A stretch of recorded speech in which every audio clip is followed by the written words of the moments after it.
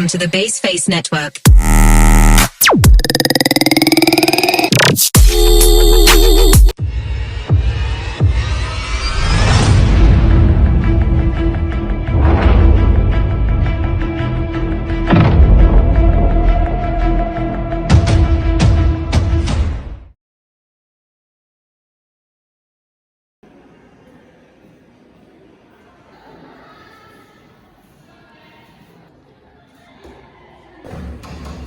Assalamualaikum. Waalaikumsalam warahmatullahi wabarakatuh.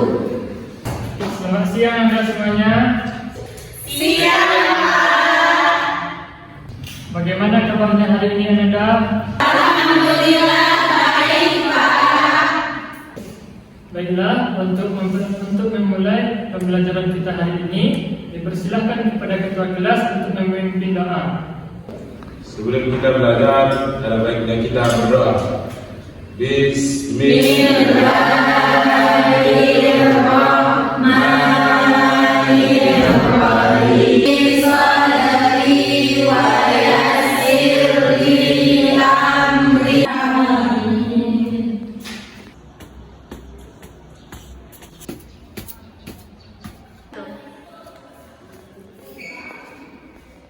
Assalamualaikum.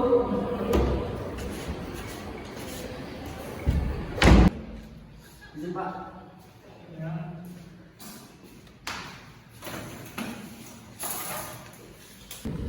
Baiklah, Bapak akan mengecek kehadiran siswa semuanya. Adinda Marsila Lubis, Hadir Pak. Teresa Aprianti, Hadir Pak. Eva Sasmita, Hadir Pak. Iksan Haniki Pasaribu, Irma, Laila Niswa, Hadir Pak. Mela Dwi Sadidan Muhammad Reza, Hadir Pak. Mutia Oriza Sadifa, Hadir Pak. Rahmi Rita, Hadir Pak. Rafisa Patri Ayu, Rokia Lamesa. Hadir Pak. Apakah ada yang belum tersebutkan namanya? Nama saya Pak. Oh iya, Alisa Ramani. Ya, baik semuanya. Pada pembelajaran kali ini, Bapak akan mengingatkan bahwasanya kita akan membahas 3 kompetensi dasar. Yang pertama yaitu menghayati ketetapan Allah atas hadirnya agama Islam di Mekah sebagai solusi terhadap kerusakan masyarakat jahiliyah. Yang kedua yaitu menghayati substansi dan strategi dakwah Nabi di Mekah adalah sesuai dengan perintah Allah. Dan yang terakhir yang ketiga yaitu menghayati nilai-nilai spiritual dalam peristiwa hijrah yang dilaksanakan oleh Rasulullah Shallallahu Alaihi Wasallam dan para sahabatnya.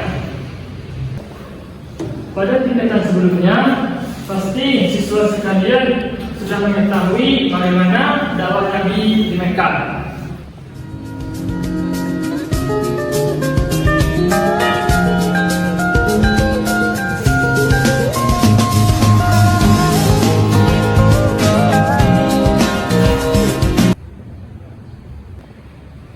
Baik, apakah ada dari Anda yang mengetahui bagaimana proses dakwah Nabi di Mekah?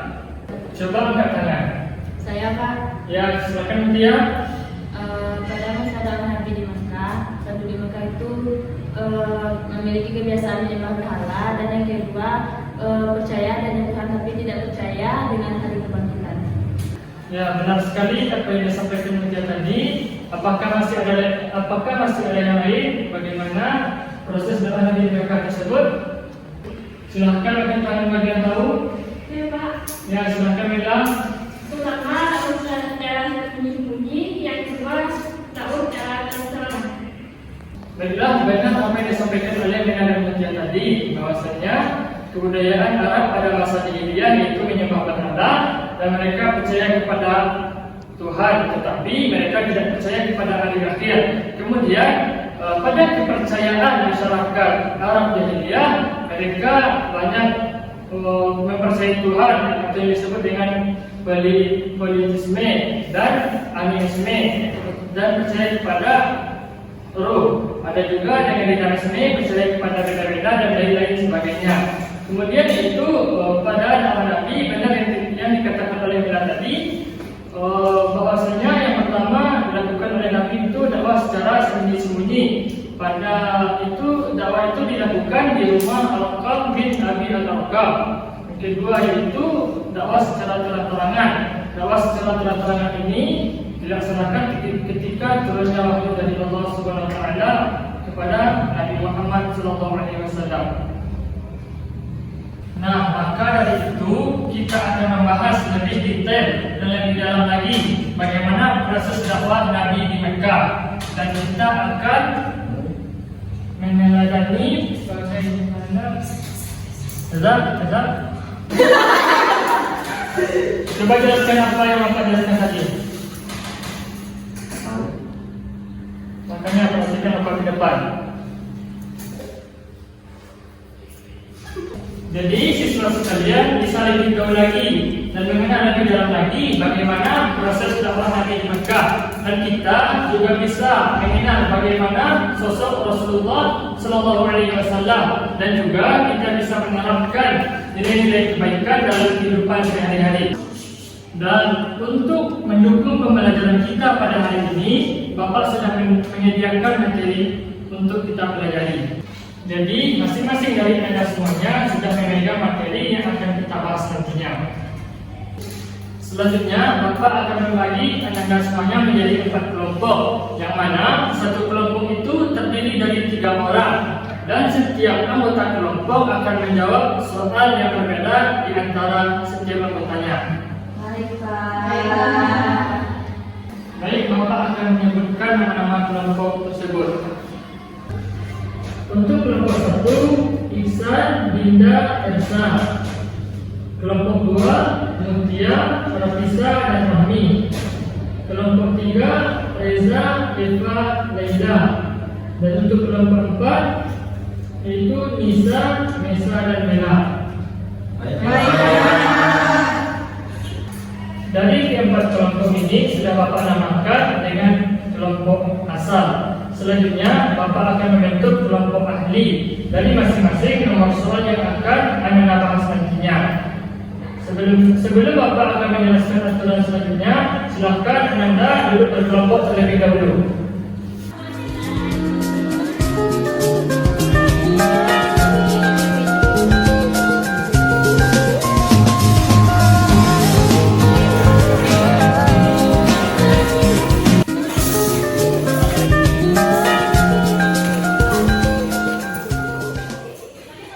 Semua sudah duduk di kelompok masing-masing? Baik, Bapak akan membagikan materi dan soalnya.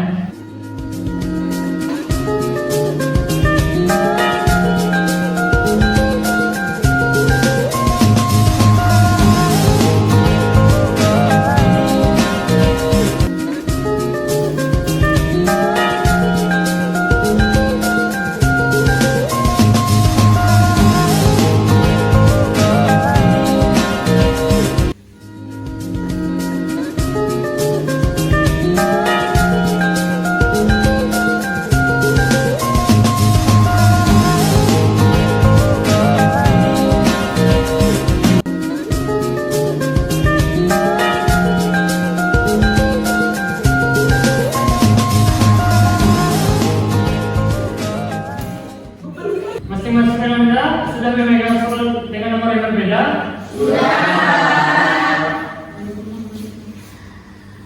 Silahkan kerjakan soalnya selama 15 menit.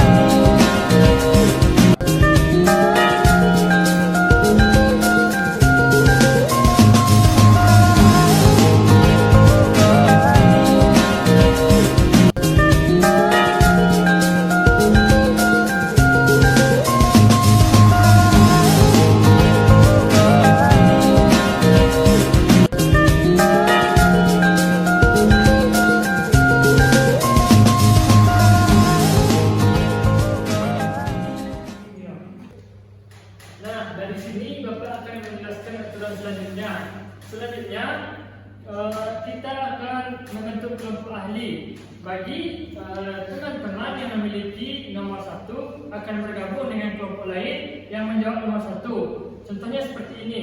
Iksan menjawab nomor berapa? Nomor 1, Pak. Iksan menjawab nomor 1. Selanjutnya siapa dari kelompok di sini yang menjawab nomor 1? Saya Pak. Yang Mutia. Jadi Iksan Mutia akan bergabung nanti dengan kelompok 1, yaitu dengan kelompok ahli. Jadi siapa dari kelompok yang lainnya yang memiliki nomor 1 akan bergabung dengan Iksan Mutia. Sekarang duduk secara berkelompok dengan kelompok ahli.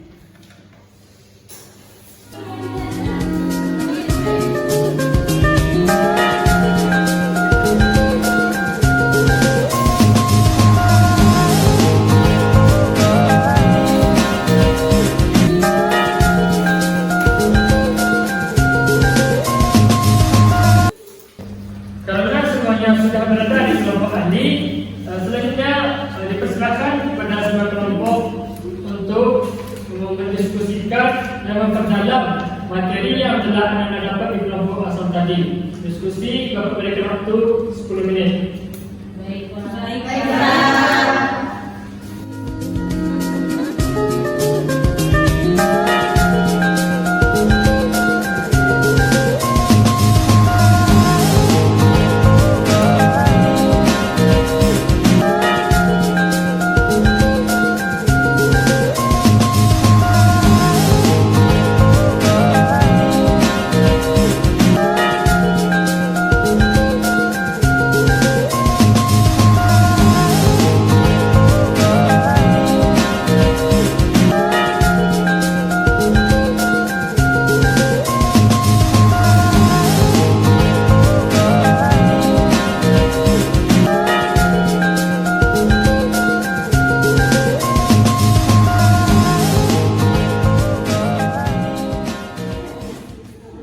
Bagaimana Anda? Apakah sudah siap diskusinya?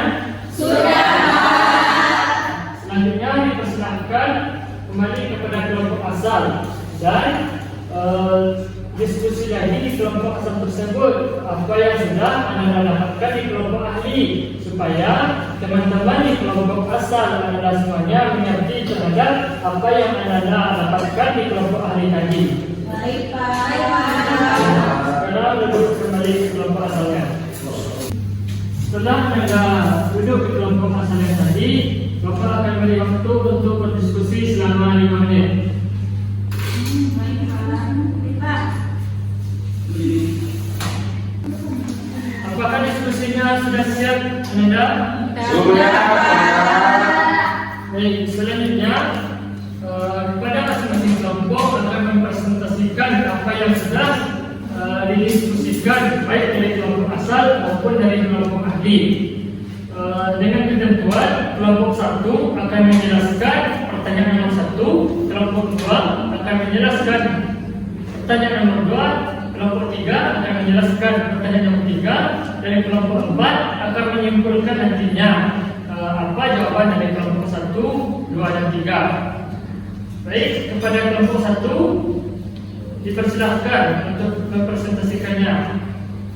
Assalamualaikum warahmatullahi wabarakatuh. Waalaikumsalam warahmatullahi wabarakatuh. Baiklah teman-teman, perkenalkan nama saya Dina Masela Burudi. Saya perwakilan dari kelompok 1 ingin menjelaskan materi atau pertanyaan yang telah diberikan oleh Bapak tadi. Yang mana pertanyaannya, jelaskan pemahaman Anda mengenai kebudayaan masyarakat Mekah sebelum masuknya Islam dan objek suci serta melakukan ritual keagamaan di sekitar Ka'bah. Mereka juga memiliki sistem sosial yang didasarkan pada kian dan suku. Kehidupan ekonomi di Mekah banyak dipengaruhi oleh perdagangan, terutama karena kota tersebut menjadi pusat perdagangan di wilayah tersebut. Saya cukupkan dan saya ucapkan terima kasih. Assalamualaikum warahmatullahi wabarakatuh. Waalaikumsalam. Pada kelompok 1 selanjutnya dipersilakan kepada perwakilan kelompok 2 untuk menjelaskan materi selanjutnya. Assalamualaikum warahmatullahi warahmatullahi wabarakatuh. Waalaikumsalam warahmatullahi wabarakatuh. Perkenalkan, saya dari perwakilan kelompok 2. Yang pertama, tidak berasa tiba. Saya akan menjelaskan materi tentang strategi dakwah Nabi Muhammad di Mekah. Jadi strategi yang didakwahkan Nabi Muhammad di Mekah melibatkan 2 strategi utama. Yang pertama, beliau memulai dakwah secara sembunyi selama 2 tahun. Yang kedua yaitu Nabi Muhammad melakukan dakwah secara terang-terangan yang berhasil menarik beberapa tokoh dari masyarakat. Maka seperti Utsman bin Affan, Abdurrahman mengucapkan terima kasih. Assalamualaikum warahmatullahi wabarakatuh. Waalaikumsalam warahmatullahi wabarakatuh.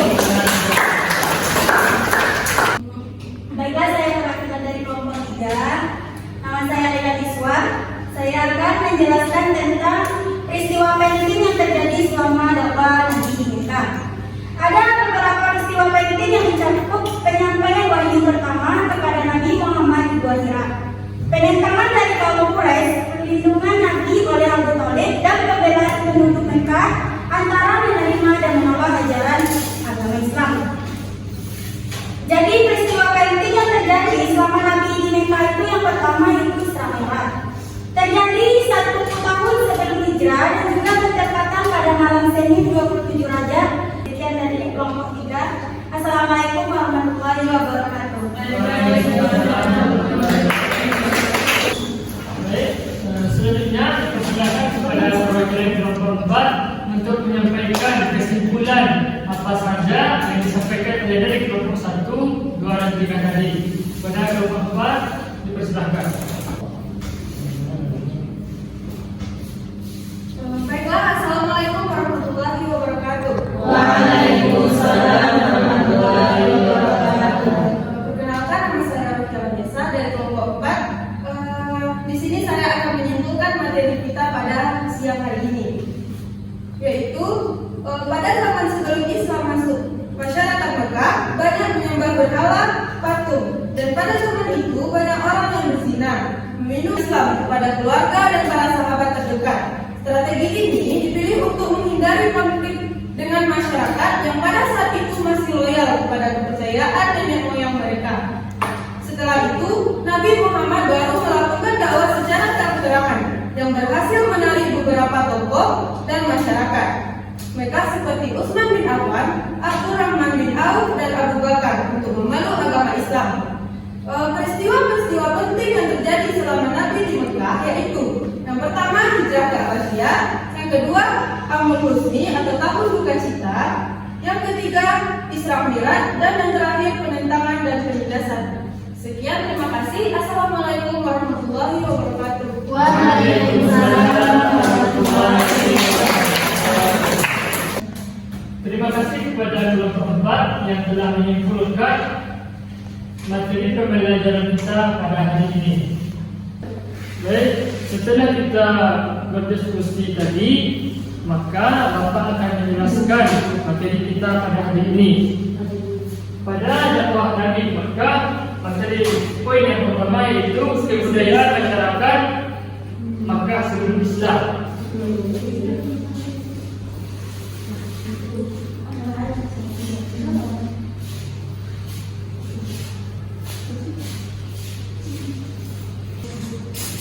Nah, pada kebudayaan masyarakat Mekah sebelum Islam ini, kebudayaan yang pertama yaitu mereka menyembah berhala.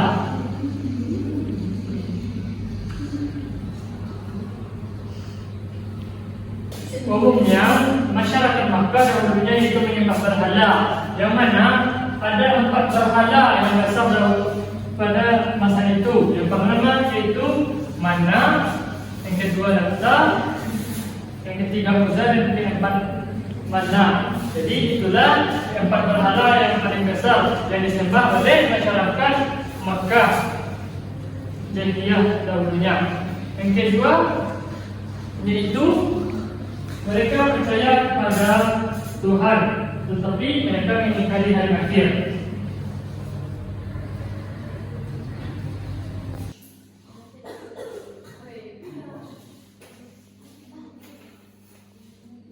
Pada percaya kepada Tuhan, yaitu Allah Subhanahu Wa Taala, dan percaya kepada hari kiamat atau hari akhir. Tetapi pada kebudayaan masyarakat, maka umat Islam mereka mengingkari adanya hari akhir. Jadi itu yang akan diperbaiki oleh Rasulullah SAW. Kemudian pada poin yang kedua, substansi dan strategi dakwah Nabi di Mekah. Yang pertama yaitu dakwah secara sembunyi-sembunyi. Dakwah secara sembunyi-sembunyi ini lebih kurang sekitar 3-4 tahun Rasulullah menjalaninya. Yang mana dakwah secara sembunyi-sembunyi ini dilakukan di rumah Al-Qam bin Abi Al-Arqam. Nah, dari dakwah sembunyi-sembunyi ini ada orang-orang yang pertama masuk Islam yang disebut dengan As-Sabiqun Al-Awwalun. Di antaranya yaitu Abu Bakar, sahabat Rasulullah. Yang kedua, istri beliau Khadijah binti Khuwailid. Yang ketiga yaitu Zaid bin Harisah, anak angkat beliau. Yang keempat, Ummu Sulaim yang memelihara beliau sejak kecil. Kemudian dari kalangan Abu Bakar As-Siddiq radhiyallahu anhu, beliau juga mengislamkan. Di antaranya seperti Utsman bin Affan, Sa'ad bin Abi Waqqas, Ali bin Abi Thalib, dan lain-lainnya. Pada bukit sana ada pasukan berkuda yang akan menyerang kita. Apakah kalian semua percaya? Kemudian seluruh masyarakat Quraisy menjawab, kami percaya ya Muhammad, karena engkau adalah seorang yang jujur. Kemudian Rasulullah berkata lagi, selanjutnya apa yang dikatakan Rasulullah itu azab dari akhir sampai kiamat. Maka sembahlah Allah, tiada Tuhan selain Dia. Kemudian tiba-tiba datang Abu Lahab dengan berkata, silakan engkau Muhammad, apakah untuk kini engkau kami kumpulkan? Kemudian Rasulullah termenung naik ke Sidratul Muntaha, dan tempat yang paling tinggi. Dan disitulah Allah mewahyukan kepada Rasulullah dan umat beliau bahwa solat sebanyak 50 rakaat. Kemudian beliau turun dan bertemu dengan Nabi Musa. Dan Nabi Musa berkata, umatmu tidak akan sanggup melakukan solat sebanyak ini. Pergilah kembali kepada Allah untuk meminta keringanan kepadanya. Kemudian Rasulullah kembali ke Sidratul Muntaha, tempat yang paling tertinggi. Beliau bertemu dengan Allah dan meminta keringanan agar salat tersebut dikurangkan. Setelah terjadi percakapan antara beliau dengan Allah, maka salat yang wajib kita lakukan dalam sehari semalam, yaitu sebanyak 5 rakaat. Jadi dari peristiwa Isra dan Mi'raj ini yang perlu kita ketahui adalah dari 5 rukun Islam, syahadat, salat, puasa, zakat, dan haji, hanya perintah salat inilah yang dijemput oleh Rasulullah kepada Allah, sedangkan rukun Islam yang lainnya tidak ada. Jadi itulah keistimewaan dari salat tersebut. Nah, selanjutnya kita masuk kepada istilah Yasin Akabah kedua, itu penduduk Yathrib akan membela agama Islam dengan jiwa dan hartanya. Yang ketiga, penduduk Yathrib membela agama Islam dan mensyiarkannya kepada seluruh umat. Dan yang terakhir, yang keempat, penduduk Yathrib akan melindungi Nabi Muhammad SAW. Mungkin sekian yang dapat Bapak sampaikan pada pembelajaran kali ini. Baik, dari apa yang telah Bapak sampaikan tadi, apakah ada dari Anda yang bertanya atau ada yang tidak paham, ada yang tidak mengerti? Kalau ada, silakan bagi Anda yang bertanya. Jika tidak ada, kita cukupkan pertemuan kita pada hari ini. Pada kita silakan pimpin orang berpulang. استعين Hamdallah.